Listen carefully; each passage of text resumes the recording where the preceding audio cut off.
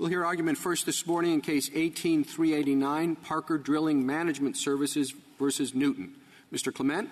Mr. Chief Justice, and may it please the Court, California wage and hour law is neither applicable on the Outer Continental Shelf nor consistent with the Federal Fair Labor Standards Act. The Ninth Circuit's contrary approach, which treats California as supplying the rule of decision whenever California law pertains to the subject matter at hand and is not preempted by federal law, is inconsistent with the text and context of the Outer Continental Shelf Lands Act. More particularly, by treating state law as the default rule and only to be displaced by inconsistent federal law, the Ninth Circuit effectively treats the Outer Continental Shelf no differently from the mainland, where California is sovereign, and contradicts the most basic judgments. Not quite. The Secretary could override the state law, which is not what generally happens in conflict preemption. Federal agents have to enforce state law. There are substantial differences built into the Act. What I don't see is a clear statement that says something like, you want the word applicable to mean, only if there's a gap or a void. Well, Justice Sotomayor, I think some of the unusual characteristics about state law when it's borrowed and then sort of transformed into federal law on the shelf actually, I think, help provide the context that informs the meaning of the word applicable. I don't think there's any real doubt here that applicable means suitable or appropriate or fit for a purpose. So then the question really becomes, when is it appropriate to have state law be transformed into federal law for use on the shelf? But tell me why when it's not inconsistent. Meaning, and that's my problem. It's suitable only because the language says when it's inconsistent. But here, federal law clearly states that state law can supplement federal law. So where's the inconsistency? Well, I want to answer your question, Justice Sotomayor, but I do want to point out I view the statute as really having two requirements. That it has to be state law applies to the extent it is applicable and not inconsistent. Now, to talk to the non-inconsistent piece, here I think the inconsistency is pretty glaring. In fact, the whole reason we're here is because California has a very different rule for addressing sleeping time on the employer's premises than the federal rule. And the federal regulators looked at this and they decided generally we're not going to have sleeping time be treated as work hours, and we're generally going to respect the agreements of the employer and the employee. California looked at that specifically and said, well, we like that rule for health care workers and one or two others, but not for most other workers. We reject the federal analysis. Now, to me, that makes them pretty glaringly inconsistent. Now, my friends on the other side, and I take the import of your question, would say, but there's the savings clause. Well, there's at least three problems I see with the savings clause. The first is the savings clause is not even implicated by its terms unless state law and federal law are inconsistent. If state law and federal law are consistent, you don't need the savings clause. You never get there. When the savings clause applies, moreover, it doesn't make federal law and state law consistent. It basically tells the employer which of two inconsistent laws they need to follow, which I think is quite different. The second problem with the savings clause is I think you can't divorce the savings clause from the reason that it's in the FLSA and most statutes, which is to respect the fact that states are and have been since the framing the primary regulators of employment relationships and the like. And so when a state is applying its law in its sovereign territory, I would say it's understandable and laudable that the federal government wants to say, well, your state law can apply if it's more demanding. But that principle is completely out of place on the Outer Continental Shelf, where all law is federal law. They have a third reason, which I'm happy to get out, which is Congress also knows, and we have some statutes collected at footnote 3 of the blue brief, Congress actually knows how to enact call it a super savings clause or a savings clause that's specific to federal enclaves. And with respect to certain state laws, state unemployment compensation laws, state workers' comp laws, Congress has said we want the state law to apply even on a federal enclave. But that's not what it did with the Fair Labor Standards Act. The Fair Labor Standards — sorry. Finish your sentence. Just the Fair Labor Standards Act is an ordinary savings clause, which I think accommodates federalism, but wouldn't apply in a federal enclave. after all that, I'm going to take you back to the word applicable. And the language here is clearly not the clearest way of expressing what you want to express, which is that state law applies when there's a gap in federal law. So you rightly say that we look to context as well. And as far as I can see, and tell me if I'm wrong about this, really your main argument from context is the statement about enclaves, right? That this should be treated the same way as federal enclaves are. Is that correct? I would really say I have two principal arguments. One of them is the enclave point, but I think even before you get there, I mean, the fact that 1333A2 converts the state law into federal law to be applied by federal administrators seems to tell me that something odd is going on here. And then particularly if you read that in conjunction with 1333A1, which extends the whole body of federal law to the shelf, the way I think about it, just to put it simply, is even apart from federal enclave principles, like why would you create surrogate federal law, which is what 1333A2 does, unless you had a gap in the actual federal law that was extended to the shelf by 1333A1? Well, possibly because you know that you want this to be administered by federal agents, and if it's going to be administered by federal agents, it should be federal law. So let's just go to the enclaves business, because I think that that's an important part of your argument, and it's something on which people seem to disagree, and it seems as though it should have a clear answer, but I'm honestly not finding it. So as I understand Mr. Frederick's position, he says that apart from the ACA, the Crimes Act, that in fact in federal enclaves, state civil law is applied. Do you think that that's wrong? We do think that's wrong, and, I think fortunately for me, the federal government agrees with me and has agreed with me in an unbroken chain at least since about 1958 when they put together that exhaustive survey, which the Solicitor General cites, which is roughly contemporaneous with OXLA, and the Justice Department was up there testifying in front of Congress. So I tend to think that I'm in pretty good company on my understanding of federal enclave law, but I do understand federal enclave law very, very succinctly as this, which is when you have a new federal enclave, you don't borrow state law as a general matter, and you specifically don't borrow state law when there's federal law on the same matters, which I think is the language right from McGlynn. Even as to pre-existing state law. Even as to pre-existing state law. And the reason I think that makes... And how do we know that? Where is that coming from? Do we have cases that say that? Do we? Is there some, federal manual that says that? What's... So I feel as though this should be something with an answer, and all we have is sort of assertions on both sides. So there's three places I would look. I would look to McGlynn. I would look to this comprehensive federal survey. I mean, my goodness, it's like 200 pages long, and it comes to the same conclusion. And then the third place I would look to is the Assimilated Crimes Act, because I don't think the way to understand the Assimilated Crimes Act, which is to criminal law, makes this point more specific, is being something unique to criminal law. It's really that the Congress in 1825 addressed criminal law because they had a particular problem that they didn't have with civil law, right? Which is the United States v. Hudson case, which says you can't have common law crimes. So Congress was forced to act with respect to criminal law, and when it acted, what I'd say it did with the Assimilated Crimes Act is it reflected the broader principle, which is it didn't say we're going to apply federal criminal law and borrow state criminal law even where we have an on-point federal criminal statute. It said, no, we're going to borrow it to fill the gaps.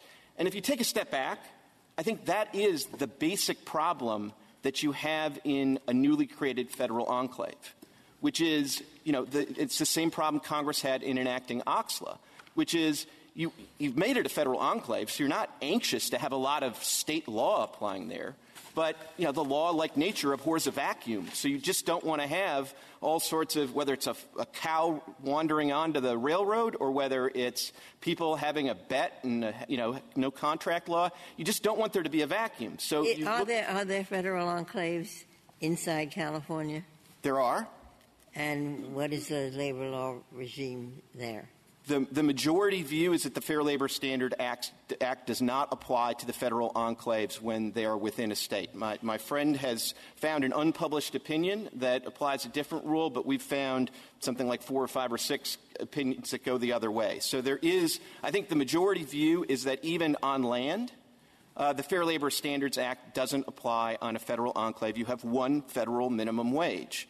And again, I think that conclusion is probably buttressed by the example of state workers' comp law and state unemployment law, where you have specific federal statutes collected in footnote 3 in our brief, which make those laws applicable even on a federal enclave. So the law in California is that when Congress is specific that a federal employment statute applies to the enclave, it applies to the enclave, but otherwise one federal minimum wage law is enough on the federal enclaves. So and it would be the state law. No, it would be the federal law. One federal minimum wage is enough on the federal enclaves. It's the one provided by the FLSA. So the higher California minimum wage law does not apply on the federal enclaves. I mean, so I think we have the much better view of the federal enclave law. If you're a little nervous, though, about making a definitive holding about federal enclave law, I suppose you really can get to the same conclusion just based on the structure of 1333 and the fact that A1 extends the whole body of actual federal law to the shelf, and Congress even was clear that that meant the Fair Labor Standards Act. And then when you get to A2, you don't needlessly take state law and convert it into federal law to be administered by federal officials. Can we go back to something Sure. Justice Sotomayor suggested, and I wonder if you agree with it, that there's no problem because the Secretary can knock out any state law it doesn't want by regulation. We don't agree with that, Justice Ginsburg, so I appreciate the opportunity to make that clear. As we read, the provision that I think my friend on the other side is relying on is 1334A of OXLA, and that provision, as I read it, gives the Secretary of Interior the authority to promulgate regulations addressing leasing or leases on the Outer Continental Shelf. Now, I suppose if I lost this case, I might want to make an ambitious argument that working conditions has something to do with leases on the Outer Continental Shelf, but I don't think that's the better argument, and I don't think it's as simple as the Secretary of the Interior can trump anything he or she wants. I think that the regulatory authority is a little more modest. Is there anything but leasing on the continental shelf? I'm sorry? Is there anything but leasing on the continental shelf? Nobody owns those operations. I thought they were fairly heavily regulated by the Secretary generally. Sure, but the specific term says the leases, not leasing. And again, I don't want to say that I couldn't make an argument, but I would say based on the plain language of the regulatory authority, I don't think the Secretary of Interior has that authority. And I think it'd be a little weird, frankly, for the Secretary of Interior to effectively have to take action to vindicate the judgment of the Wage and Hour Division regulators who looked at the specific issue of how to treat sleep time and came to a considered conclusion that sleep time we don't want to make automatically part of hours work. One of the difficulties I have here is how do you define void or gap? So let's talk about that, because you can always define it broadly or narrowly. If there's a state law that says you can't fire somebody for going to jury service for a state calling, not a federal, is that a void or gap that the federal law doesn't do that? I would probably say in that situation that there's not a gap in federal law because federal law addresses the general subject of sort of employment discrimination and the like. I actually think that, obviously the jury service example is probably uniquely unlikely to arise directly on the Outer Continental Shelf. And it also might be the kind of thing. Not quite. People can be called, they're given X number of extensions, and then they're told, show up. Yeah. And so you go to your employer and you say, out on the shelf, I got to take a week because I've got to go serve. So that's not. Can you see the other side of that argument? I can see the other side of that argument, and I can also see that begs the question, which is, I know conflict preemption, and I know that some of my colleagues don't like it, but at least there's a well-defined body of law under your views, we're back to now defining a different kind of conflict preemption, one that has to do with voids and gaps. Well, so Justice Sotomayor, so why isn't a statute of limitations or a failure to have one not a void? There is a federal common law. We don't like to use it. But we have a case that said we're going to use Louisiana's statute of limitations. That wasn't a void or gap, even though we had federal law. Well, specifically in that case, you were looking at the question of whether you should borrow a statute of limitations from federal common law. And it seemed clear to this Court from the legislative history that federal common law was not what Congress wanted you to use for gap. How about the High Seas, Death on the High Seas Act? That was federal law. That's right. And we still borrowed state law. Exactly. Because this Court found a gap, and I actually think that Rodriguez, which is the case where you look to state law borrowed through the Lands Act as opposed to the Death on the High Seas Act. But we had federal law that answered the question. Exactly. But it didn't answer the question on the platforms. It only answered the question on the seas. And this Court said, and this was, as I understand it, basically it's holding that, since there was sort of no federal law that directly applied, there was a gap and you borrowed state law. And I would only add before I sit down that the Fifth Circuit and really every court that's wrestled with this question until the Ninth Circuit in the decision below has been applying this Court's cases, which they understood as applying this gap-filling analysis, and none of them have had a real problem with that. And certainly I don't think any of them would identify a gap here where the Fair Labor Standards Act comprehensively addresses issues of overtime and the like. Just on that, Mr. Clement, and I apologize, but I think people are a little bit over-reading the Fifth Circuit decision, or let me just put out the possibility that that's true. The Fifth Circuit decision, when it talks about these gaps, is really saying that there's a federal remedial scheme that covers a problem and so that there's no need to look for remedies anyplace else. And that's a very different kind of situation than the one we have here, isn't it? No, I think this is exactly the same situation, which is you do have a federal remedial regime that provides a remedy for overwork, and you don't need to look to state law to borrow a different regime that you would then make a second and duplicative and I think inconsistent federal minimum wage statute. Thank you, counsel. Mr. Michel? Mr. Chief Justice, and may it please the Court, more than 70 years ago in United States versus California, this Court clarified the federal government's paramount sovereignty over the continental shelf. Congress reinforced that interest throughout OXLA, including its choice of law provision. Now, unlike a typical choice of law provision, Section 1333 of OXLA does not direct a choice between two bodies of law. Instead, it creates one body of law, a body of federal law, and it adopts state law as, quote, the law of the United States to the extent it is applicable and not inconsistent with other federal law. Now, as this Court and virtually every other court has recognized for 50 years, those words refer to gap-filling in federal law. Respondent's position, by contrast, would essentially replicate the position on mainland California on the outer continental shelf, with the small exception that federal officials would enforce the law, which we think is inconsistent with the text, the purpose, and the history of OXLA. How would federal officials enforce the state law? Are there sort of administrative responsibilities with respect to the state employment law that the federal officials would have to undertake, or? That is a big concern that we have. I think if you look at this case in particular, it's actually state administrative law that's being construed by the California Supreme Court. I think it's Wage Order 16 that the Mendiola case is construing. So you do have federal officials sort of trying to interpret the work of state administrators. But, I mean, are they filling out forms? Are they enforcing? I mean, I don't quite know what you're talking about when you say federal officials will have to administer. I mean, are they just simply checking to make sure that they're being paid whatever it is, $12? Or?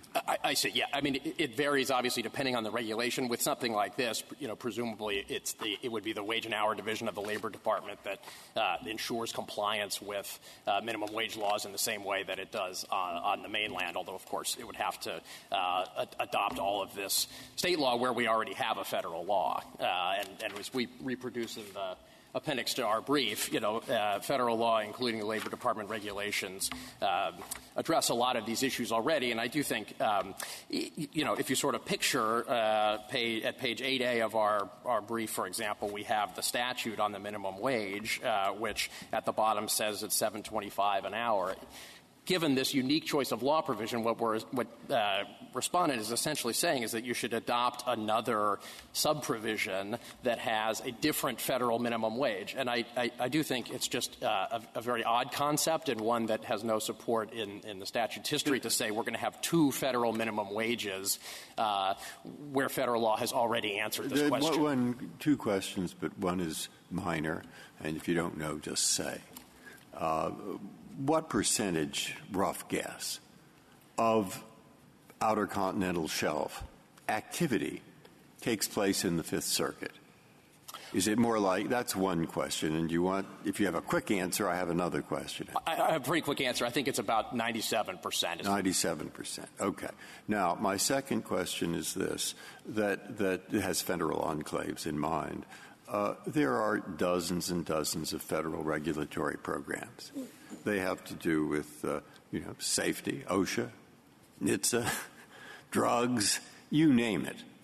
And in those thousands and thousands of federal regulations, there's quite a lot of room for state activity, even in tort law. We've had cases like that, the FDA. What's been the practice? That is to say, there is room in the sense that federal law does not preempt the state law. But it does lay down rules that generally apply. All right, in federal enclaves in general, can you shed any light on whether, with those thousands of other statutes and regulations, there has been a practice of just limiting it to preemption, otherwise state law applies, or a practice of looking for a gap? So I think to start, there is a default federal enclave rule, and my friend is correct that you can customize enclaves in different ways. But the basic rule is pretty straightforward. On the criminal side, since 1825, it's been the Assimilative Crimes Act. Yeah, but I'm thinking of civil, and I'm thinking of regulatory. And on the civil side, the law, at least since 1885, and this Court's decision in McGlynn, is that federal law is exclusive in the enclave, with the exception of pre-existing state law that is not in conflict with and not inconsistent with federal law. So I understand you and Mr. Clement to have a little bit of a gap there, because I understood Mr. Clement to say that even as to pre-existing state law, that did not apply of its own force as the default rule. And you're saying pre-existing civil state law does apply. Is that correct? I think that's the rule of McGlynn in an onshore enclave. Of course, the Court, as Mr. Clement suggested, doesn't need to confront that here, because the one thing we know about the Outer Continental Shelf is that there was no pre-existing state law. Yeah, but we do have to confront it, I think, because, after all, there is a lot of pre-existing state law in respect to many federal enclaves. And so if the rule was no gap is necessary, all we look to see is preemption, then there was a vast amount of non-preempted state law that federal enclaves had to accept as theirs, namely all pre-existing. And so why would there be a different rule where the statute is different and the words don't require a gap? They might. Why would you want to have, though, a different rule for subsequent state law? I mean, of course, if it's preempted, it's out. But yes. I mean non-preempted. Right. So to be clear, the preemption has never been the law on federal enclaves. This pre-existing the pre-existing law rule is borrowed from an international law rule, as the Court explains in McGlynn. There's some hint at this in Chief Justice Marshall's opinion in the Cantor case that American territorial courts had applied a similar rule to the former territory when the United States was there. But the basic federal enclave rule does not accommodate preemption. I think an illustrative example are the two cases the Court issued on the same day in 1943, one in the Pacific Dairy case and the other in the Penn Dairy case. And the Pacific Dairy case was at Moffett My question is not about preemption. My question is about non-preempted state law. And to be very simple about it, my question is, if all non-preempted state law that was pre-existing applied to federal enclaves, what practical reason would there be for having a different rule where the state law was passed subsequent to the territory becoming a federal enclave? I think it goes to the core nature of a federal enclave, Justice Breyer. When the United States takes exclusive jurisdiction, that's the word that the Constitution uses, it displaces state authority. The pre-existing rule is really sort of an emergency measure to, as the Court said in one of its cases, make sure that there's not an area that has an absence Could you of law. address the Secretary of the Interior's, the extent of the power as you see it? Do you agree with Mr. Waxman that it's limited to just leasing or leases? Or do you think it's a broader power? I think it's a little broader, but I'm relying on the same provision that my friend did, which is 1334A. It's the next provision in the statute, and it provides regulatory authority over leasing, and it goes on to say also to provide for the prevention of waste and conservation of natural resources and the protection of correlative rights. So that we do think is broad authority, but I do think it would be hard to get to wage and hour law from there. It is not, although there were some versions of the statute that initially gave the Interior Secretary sort of general preemptive authority over the entire OCS. That's not the statute that Congress ultimately adopted. And so we don't think, although, of course, we don't think you need to get to the Interior Secretary's authority here, but we don't think the Interior Secretary could preempt a wage and hour law at the end of the day. As my friend suggested, that it would be within the Labor Department. It wouldn't be within the Interior Secretary's authority under OXLA or under its organic statutes. Mr. Michel, if you are right, what work is the word inconsistent doing? In other words, how can a state law be inconsistent with federal law if there's a total void in federal law? So I agree with you that, the two words shed a lot of light on each other, and there may not be a huge gap, so to speak, between them, but I do think there are some examples.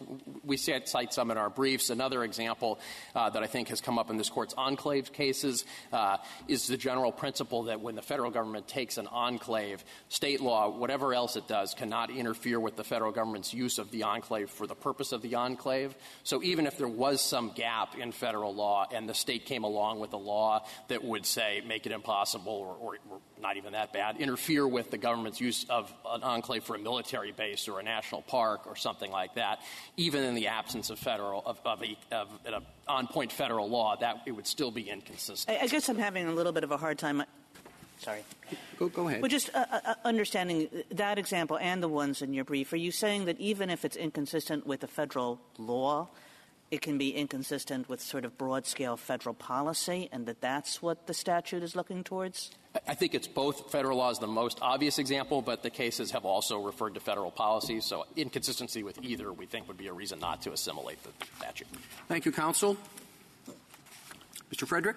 Thank you, Mr. Chief Justice, and may it please the Court. Our position is that the plain language of OXLA and the Fair Labor Standards Act control this case, and that the Ninth Circuit was correct in determining that the California Labor Code provisions at issue here are both applicable and not inconsistent with federal law. OXLA, therefore, incorporates them as federal law. I'd like How close does your position come to the one thing we know Congress rejected, that is direct application of state law? Instead, state law is incorporated as federal law. It's administered by federal officials. Yes. We do know that.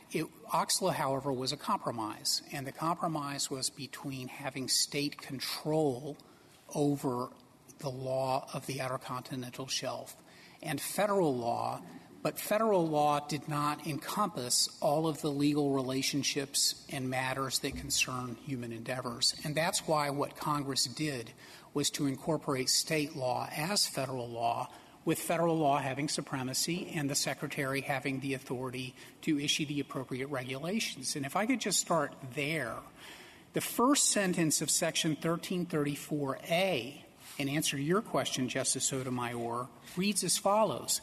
The Secretary shall, ... prescribe such rules and regulations as may be necessary to carry out such provisions. I'm astonished that the other side thinks that that language isn't broad enough to displace any state rule that gets in the way of what the federal government deems to be necessary. We know through practice that the EPA is regulating outer continental shelf air emissions that are prescribed by California, and it is doing so pursuant to a memorandum of understanding.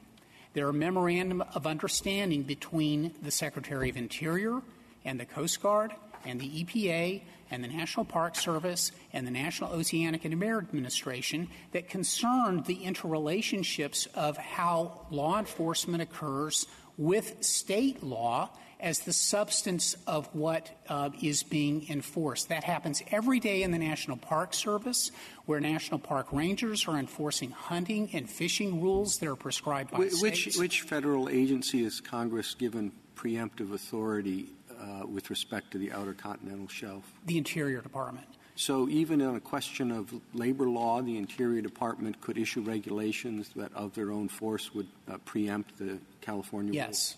Yes, and that's what 1334A stands for. And it is why, in the way this is implemented, the Interior Department has these memorandum of understanding with states and with other federal agencies in order to determine which laws are going to be applicable. Now, notably, this gap-filling notion on the other side is expressly written into two statutes that we cite in our brief, the Assimilative Crimes Act and the Civil Rights Attorneys' Fees Awards Act. But Congress didn't choose to use those words in the OXLA. Instead, what Congress did was to say that applicable and not inconsistent state law on the consistency point, I understand it to be our basic rule in preemption analysis that something like this would generally not be inconsistent. If the federal minimum wage is 7 and the California is 12, you can comply with both by paying 12. But here what's distinctive is that it's not a disagreement between federal and state law. Both are federal law under operation of OXLA. So if you ask the question, what is the federal minimum wage, it is inconsistent because in one case you would say, well, it's $7 under the federal FLSA, but it's $12 under the federal law that's incorporated from California. So doesn't that make a difference in how you apply the inconsistency point? No. I thought you might say that. Well, and let me refer you to one of your cases, Your Honor. It's the Powell case. And in that case, the court had before it an application of the Fair Labor Standards Act minimum wage and a minimum wage that was set higher by virtue of another federal statute that applied to certain federal operations. And this court held in Powell that the higher standard applied. And it did so by looking at the plain language of the Savings Clause. And if I could refer you to page 9A. Was that a consistency analysis of the sort that you would apply? And it couldn't have been on the normal preemption cases because it's two different sources of federal law rather than federal or state. No, but let me refer you to the Savings Clause plain language because, again, I think that the statute operates in our favor. At 9A of the gray brief, the government has set forth the language, and let me read it. Quote, no provision of this chapter or any order thereunder shall excuse noncompliance with any federal or state law or municipal ordinance establishing a minimum wage higher than the minimum wage established under this chapter or maximum work week. And so the way the Savings Clause works in the federal, comparing federal law, if there's a higher federal law, the Savings Clause says apply the higher federal law. If there's a higher municipal ordinance or a higher state law, you apply the higher one. That's what the Savings Clause provides. And what the other side wants to do is to take one part of the Fair Labor Standards Act, the part that says $7.25 an hour, and ignore the words that come right before that, which read, quote, not less than. And so how does that apply to this particular case? It applies to this particular case because California has issued wage orders that provide for more generous minimum wage per hour standards as well as definition of what a work week is and the per hour. I thought the dispute was about the definition of a work week. It is in part a dispute about the definition of a work week, and in part a definition of whether or not certain things that are done within that work week, time spent, for instance, meal allowances, how sleep time is calculated, et cetera, are within the within the limit. And so to that extent, Your Honor, what we have in the Fair Labor Standards Act are some provisions that do speak to the question with the savings clause and some that do not speak at all. For instance, the Labor Department doesn't speak to issues of mealtime allowances and how pay stubs are to be done to inform workers. And what the Department of Labor has said in its regulatory guidance, and we set this out, I think it's at page 8 of our brief, is that where there is silence in the FLSA, a higher or more generous standard by the state shall prevail. And our position is that what Congress intended in Oxley to do was to incorporate those as applicable and not inconsistent standards. On the savings clause, I thought the savings clause was meant to allow a state to apply its own more protective regime in a domain over which the state is sovereign. But the state is not sovereign over the intercontinental shelf. That's correct. But what in the same way, Your Honor, that in Powell, this Court determined that one federal statute provided for a higher minimum wage than what the FLSA did. We're not arguing which sovereign gets to determine the rules. What we're saying is the content of those rules varies depending on the source. And here, just because the source of that happens to be California law doesn't affect things. You asked earlier about enclaves in California, and let me give you a different answer than the one my colleagues on the other side gave. There's a district court decision called Korn-Dobler, which we cite in our brief and we discuss. That's a case in which the district court was looking at whether the Fair Labor Standards Act provisions for minimum wage predated the creation of Sequoia National Park. And the court did a very extensive analysis to determine that, in fact, California, as of 1913, had established a minimum wage rule. And it applied this Court's decisions, and I'll talk about those in just a second, to say that, in fact, the pre-existing state law of minimum wage was brought into the Sequoia National Park when Congress created that as a federal enclave. And so I do think that the other side is not consistent with each other as to what the standards are. And let me talk about that's an awful lot of weight to place on one unpublished district court decision. Well, it was answering, and the reason why the three cases that he cites are not apposite is because there the state law came into existence after the creation of the federal enclave. So the only case that's on point agrees with us. And let me talk about the two cases from this Court that actually give the standards. Justice Kagan, you were talking and asking about the standards, and there are two of them. One of them is called James Stewart, and the other is called Paul. In the James Stewart case, what this Court did was it took a personal injury that occurred in a federal enclave in New York where, because there were no because it adopted the general enclave principles, it incorporated state standards with respect to what steel beams needed to be used in construction.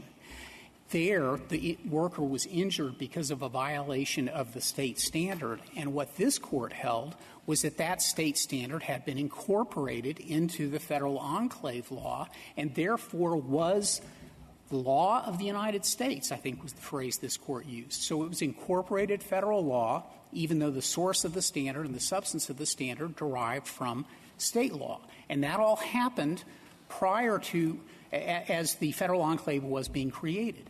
Similarly, in this Court's decision in Paul versus United States, which was an early 60s decision, there the Court applied exactly the same notion, which is that pre-existing state law came into the law of the enclave, and it was incorporated federal law to be applied as federal law. Mr. Frederick, can I take you back to a question I think Justice Alito was pursuing a moment ago? And I understand one of the important parts of your case is the definition of the work week and whether standby hours should be incorporated, California's treatment of them as subject to the minimum wage requirement. But the savings clause, at least as I understand it, and you can correct me if I'm wrong, while it preserves the ability of states to raise the minimum wage, it doesn't allow them to define the work week differently than federal law does. So how do we deal with that? Why isn't your client's claim at least inconsistent with federal law to that extent? Well, as the Seventh Circuit has held, that in terms of determining what is a minimum wage, you have to look at both the pay rate and what you are multiplying that pay rate by, which is what constitutes a working hour. And a working hour is what we're dealing with when we deal with situations like, is the worker under the control of the employer, subject to the employer's callback or emergency call, et cetera. And so the issue about the work week constitutes how you define what is a working hour. Do you agree that federal law and state law differ in how they define that? They do differ, except insofar as what the Labor Department has determined is not a difference in work week, just so we're clear about that. 40 hours applies, and the federal standard applies. Right. But what constitutes a compensable hour? Yeah. And it's that hour, and what the Department of Labor's regulations say is that there is a multi-factor test for determining when a worker is under the control of the employer. I understand that. Yes. I guess my question is still, don't federal law and its definition is different than state law. Is that not right? I would say two things about it, Justice Gorsuch. One is that the Labor Department's regulations give room for states to define what is a compensable hour. We're not talking about any difference in 40. We all agree 40 is we're on the same page, Fred. Yeah. We are. Yeah. But the issue is what constitutes a compensable hour. That actually is a fact question. I understand that, but we have a federal law standard and we have a state law standard, and they're different, arguably. Yes. And the savings clause doesn't speak to this particular issue, right? It speaks to what you multiply that by, $12 or $7. Right. It doesn't deal with this issue. So the savings clause can't help you with respect to this issue, it seems to me. What do we do about that? Well, what the Labor Department has done is issued regulations and guidance where there is silence in the FLSA. And what it says is where there's silence, you incorporate or you deal with the state law and how the state law applies. And, Mr. Frederick, we've got those regulations in our brief. I have poor memory on this issue. But didn't the court below remand to see whether there were actual inconsistencies with certain of your claims? Yes. Number one, which were they? And secondly, how do you deal with Mr. Clement's point that your view basically makes this identical to normal state conflict preemption? What differences do you see in the two? Okay. Let me take the first one. Why would your reading still result in a difference between the normal conflict preemption situation? Well, let me start with the second one first then. In this court's decision in Guerra, the court construed the words non-inconsistent with, and it said that they had the same content as normal conflict preemption. Is there a difference that would make it akin to conflict preemption? And that was a statutory interpretation case. Our position is that the most coherent way to understand the words non-inconsistent with is to apply the same standards that you have in the preemption canon, where you look at, is it impossible to comply, does it stand as an obstacle, and the like. But that means that California then extends 200 miles out to sea. And Congress could have just said that and said California extends 200 miles out to sea. However, within this part of California, federal officials will enforce the law. So remember, Justice Alito, that our client's shift begins and ends in California, onshore, in the uplands. The first 2 to 3 hours of every one of his shifts is exclusively within California. When he gets briefed for safety, when he gets the bus down to the port to take the vessel out to the rig. I don't think, respectfully, that's responsive to the question, which is if your position were correct, then ordinary preemption principles would apply, and a lot of this language would seem pointless. Well, let me try to wrap it together in this way, Justice Kavanaugh, which is that if you're looking at the substance of the law, looking at whether there's conflict and inconsistency, the preemption cases give you an intellectual way to understand the substance of that.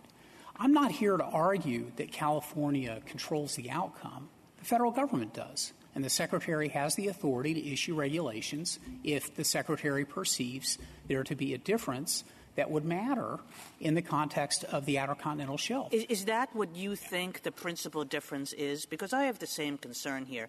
This is an awful lot of stuff to go through.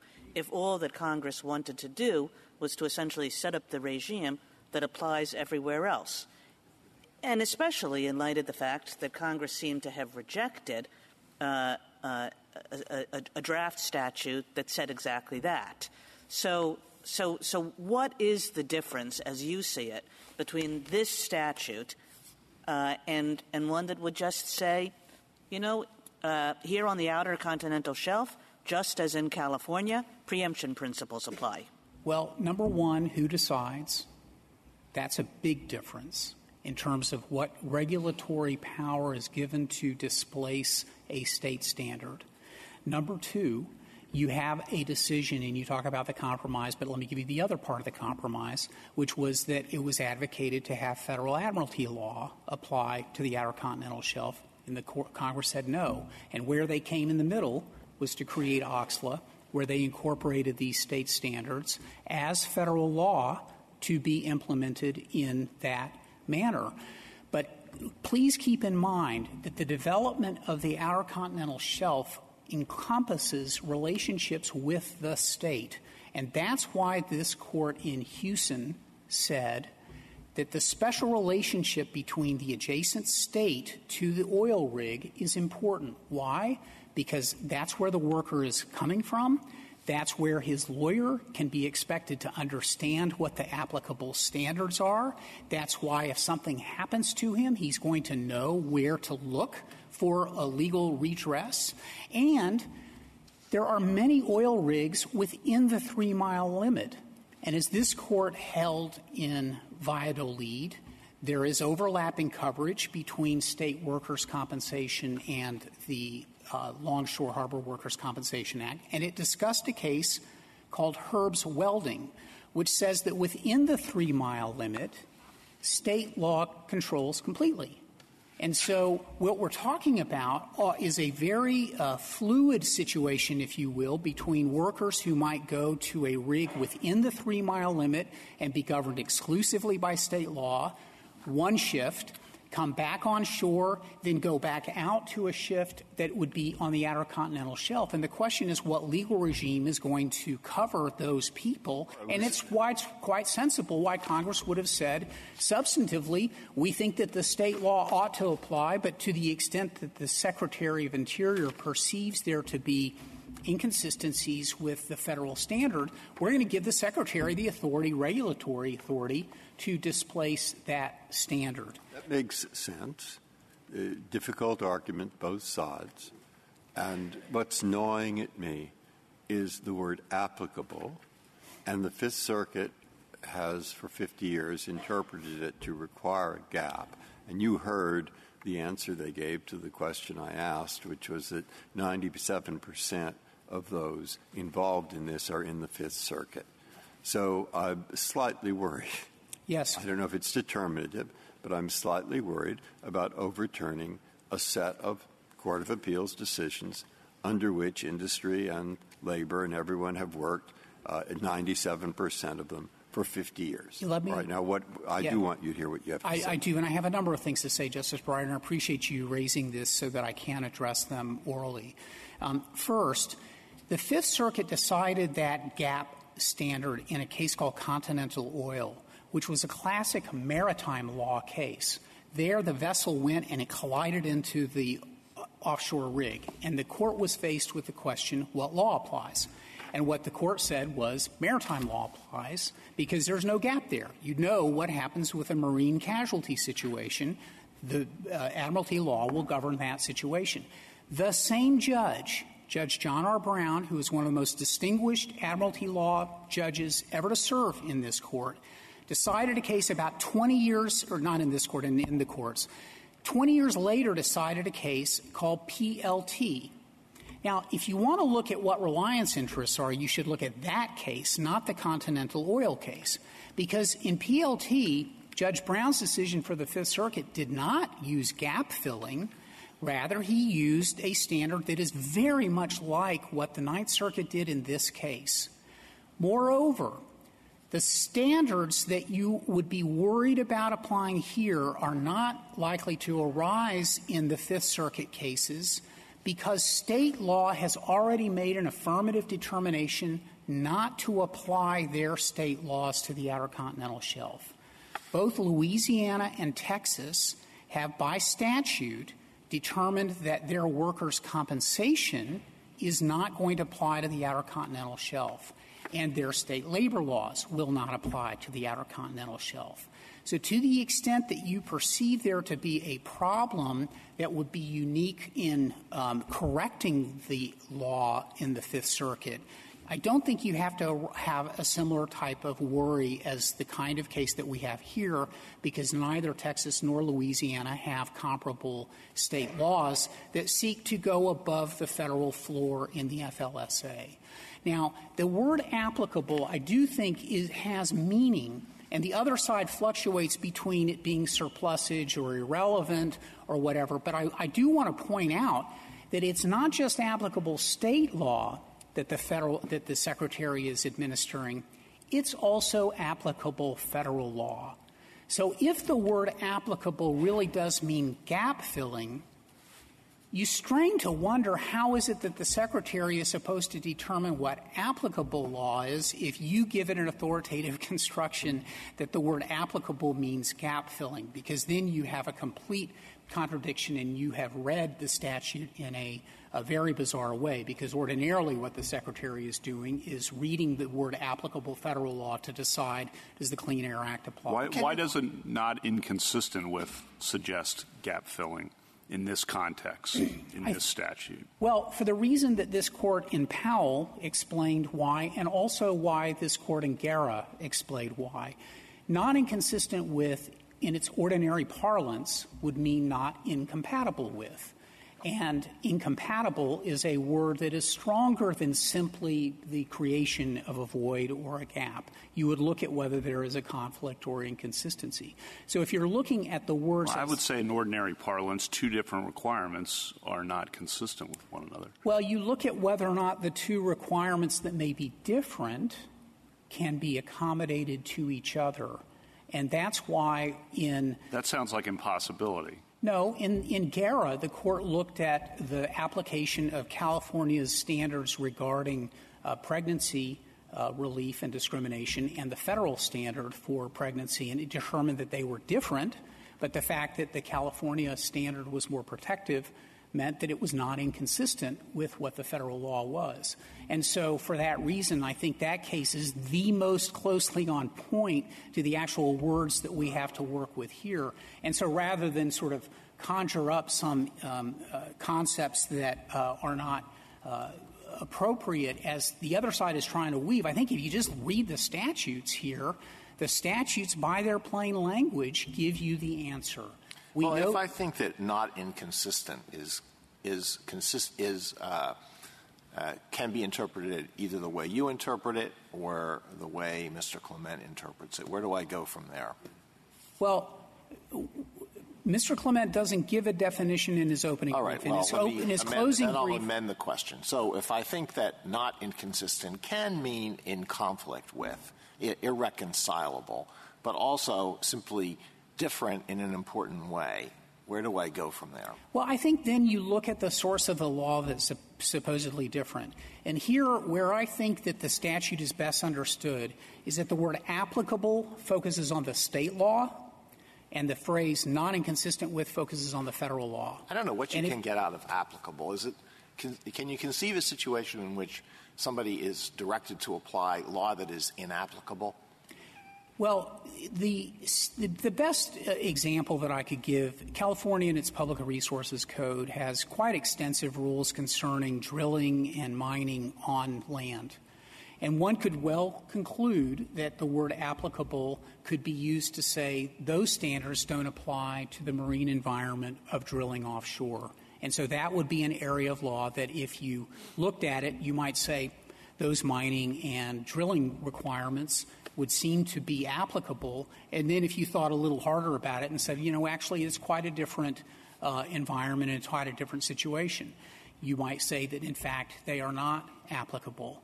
And I think that the way you would judge the interplay of those standards through the non-inconsistent with is that if you then go to the text of the Fair Labor Standards Act, and when it invites higher standards to be created by not just other state statutes or federal statutes, but municipal ordinances, you are seeing Congress's pointer that we are not going to view these labor standards as something that's going to create the sort of conflicts or differences that would give rise, Justice Alito, to the concern that you're expressing. To pick up on Justice Alito's question, if there are two different ways one could imagine interpreting not inconsistent with, why isn't the better answer to look at the overall context here, which, as Justice Kagan said, the overall context is a clear preference, a clear congressional choice to make federal law the primary, and so that you would choose the interpretation of not inconsistent with that says different from. So what's your response to that? Well, I think that this Court's cases have said otherwise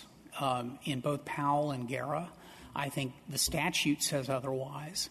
And I think that ultimately the trump card here is 1334A, which says that the Secretary shall have the power to prescribe regulations. The fact that the Secretary here has chosen not to issue rules that would displace California's more generous to worker provisions, I think is indicative. And you think the Secretary clearly has that authority under that language? That's under a plain reading of the statute, Justice Kavanaugh, the Secretary does have that. And that's why I was quite surprised to hear the other side disclaim a regulatory authority that is written in such plain English. I would like to point out one other thing, which is that because in the state's territorial limits, we know that state law is going to apply. What the other side's provision does is to create a condition for the kind of labor disharmony that Congress surely was trying to legislate against. That labor disharmony would arise whenever a crew is assigned to an onshore or within state territorial waters rig as opposed to one that goes out on the outer continental shelf. Because the worker who's assigned in-state knows he is going to get the benefit of the California state rules, and he's going to get the benefit of state workers' compensation, whereas the worker who's assigned to a crew to go the outer continental shelf under their version is going to be given lower protections and lower wages. And so because Congress and — Do you know what happens now with workers' comp? Yes. What happens on the outer shelf with workmen's comp? Because there's no FLSA rules related to that. Yes. So how does it happen? In Valladolid, what this Court considered was the overlap between state workers' comp and the Longshore Harbor Workers' Compensation Act as it was incorporated. The Solicitor General at the oral argument, and I invite you to look at the transcript, said both state workers' compensation law and Longshore Harbor work apply, and the worker can get the benefit of whichever one is more generous. And that's why there is an offset provision in 903E of the Longshore Harbor Workers' Compensation Act. Thank you, Your Honor. Thank you, counsel. Mr. Clement, you have 3 minutes remaining. Thank you, Mr. Chief Justice. Just a few points in rebuttal. First of all, my friend wants to draw something from the fact that there are no on-point regulations here addressing this by the Secretary of the Interior. Well, the obvious 2 reasons why there are no regulations is that the United States government agrees with us on the interpretation of the statute and agrees with us and is doubtful on its authority to promulgate those regulations. As to the specific issue of workman's comp, the reason that it can be state law can apply is because that's one of the places where Congress has said specifically that state law can apply even on a federal enclave, and that's 40 U.S.C. 3172. That's the kind of super — Begs the question, why is that a gap? Well, I think you get paid for working. You don't get paid for not working. So if the federal law doesn't pay you for not working, except under the Longshoremen's Act, why would state law apply? Because there's a specific federal statute that operates as a super savings clause specific to federal enclaves, and that's what's missing in the FLSA. A few other points just to make. My friend wants to say that you should interpret OXLA differently from the Assimilated Crimes Act. It seems to me the much better course is to say that OXLA is trying to get at the same thing and it's trying to do gap filling. If you don't adopt that rule, then you're going to be saying that there's a greater role for state law, criminal law, on the Outer Continental Shelf than on any other federal enclave. And keep in mind that OXLA joins civil and criminal law at the hip. So the same regime on the Outer Continental Shelf applies to criminal law and civil law. And I suggest the way to harmonize all of those federal statutes is to require gap filling in every instance. Also, in thinking about this case, do keep in mind that the Outer Continental Shelf is a super-federal enclave in the sense that no other state was previously sovereign. So you don't have the issues where you have to go back to 1913 and look at what the conditions a state might have put on the grant of land to the federal government. None of that applies in the Outer Continental Shelf. My friend relies on Powell and Guerra as its two most apposite cases. So Powell is inapposite because there you have two separate congressional provisions, both of which go through bicameralism and presentment, and of course this Court is going to try to do anything it can to reconcile two federal statutes. You don't have that situation here. The second body of inconsistent law was the product of a Sacramento Labor Commission. You don't apply that the same way. Guerra is equally inapposite because Guerra is just a plain old preemption case. And the problem my friend on the other side has, as the Court has pointed out, is you just can't read the Outer Continental Shelf Lands Act and conclude that that Congress wanted these preemption principles to work the same way onshore as in the Outer Continental Shelf. It's a federal enclave. All the law is federal law. Thank you. Thank you, counsel. The case is submitted.